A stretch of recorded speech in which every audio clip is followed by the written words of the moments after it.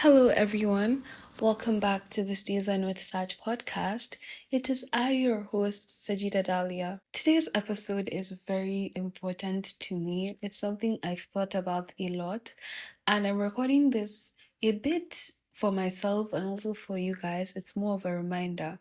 So, from the title, you already know what I'm going to be talking about. I'm going to be talking about rejection. Sometimes you feel like no matter what you do, no matter how hard you work, you're just not doing enough, or you're not going to be successful, or you're not going to go far, or everything you're doing is in vain. You feel like you're not good enough, and no matter how hard you try, it's always going to be the same outcome. It's always going to be a no, and it's always going to be people laughing at your face, telling you that you wasted your time. You keep feeling this way, and you just don't know any other way to feel apart from that way. No matter how many positive things you tell yourself, it's very difficult to believe it, because one thing about a hole is once you've dug yourself into it, it takes time to get yourself out of a hole. Why do we feel this way? Why do we put ourselves in these holes? We put ourselves in these holes and we feel this way because we make rejection about ourselves. Every rejection that we face, every no we get, every laugh in our face, we relate it to our self-worth, and we relate it to our efforts, making us overlook every single thing that we've done, everything we've accomplished. And what I'm about to tell you is what I had to learn. And not only did I learn it, I also had to learn to accept it and start to believe it.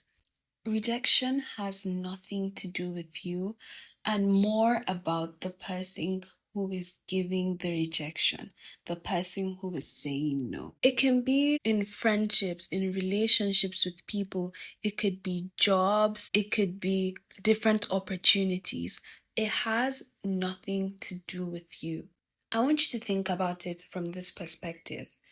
Let's say you're someone that doesn't like drawing too much attention to yourself, and someone who likes drawing a lot of attention to themselves because that is who they are, wants to be associated with you, and you say no, because if this person becomes associated with you in any form, or maybe be it a relationship or a friendship, attention is also going to be drawn to you, and you don't want that, and you're not going to make this person change who they are. What are you going to say? You're going to say no. It has nothing to do with them. It has more to do with you, because you don't want to be associated with someone that draws too much attention to themselves.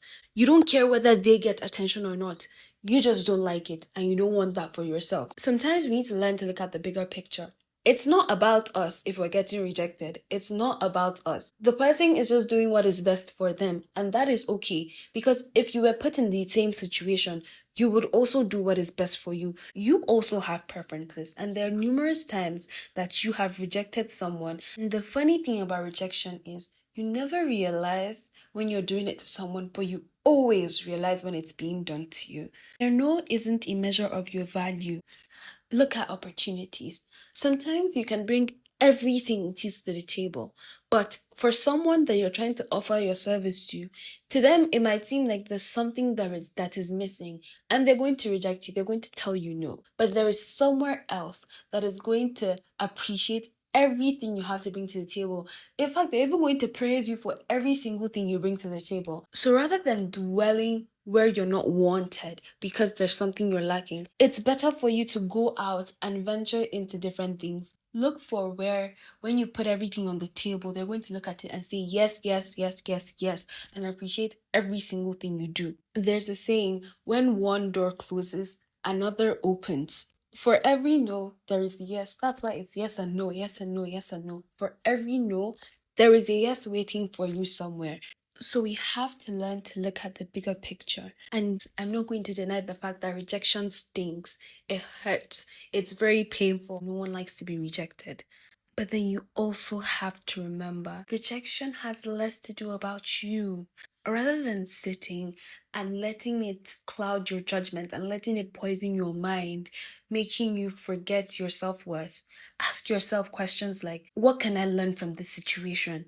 Is there something I can do differently next time? You ask yourself these questions, not the person that rejected you. You ask yourself these questions because sometimes rejection can push you to be better if you want to be better. There's this story that I really love. It's about the founder of Dyson. You guys probably know Dyson. They have the air purifiers, you guys probably know the hair blow dryers.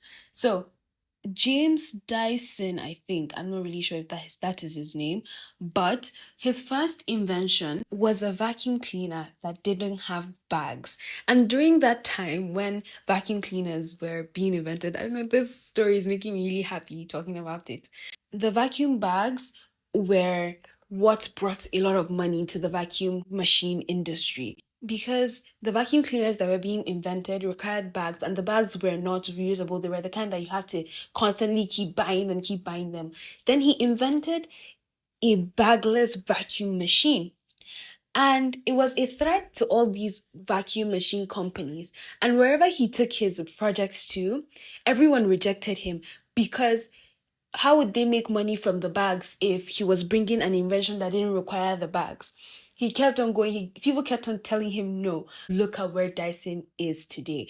Dyson is a really successful company today, and he took a lot of rejection, but he did not stop there. He kept on going, and now he has numerous inventions. Now I want you to think, what if Mr. Dyson took the rejection as his product wasn't good enough, as he wasn't good enough? Do you think he would be where he is today? No, he would not be where he is. Like his company wouldn't be where it is today.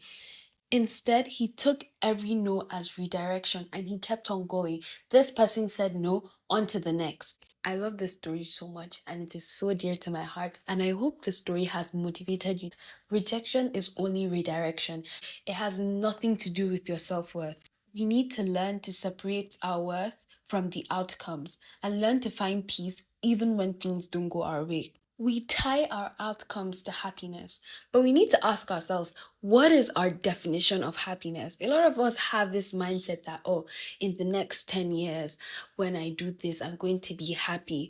What about now? What about the moment? What makes you happy now?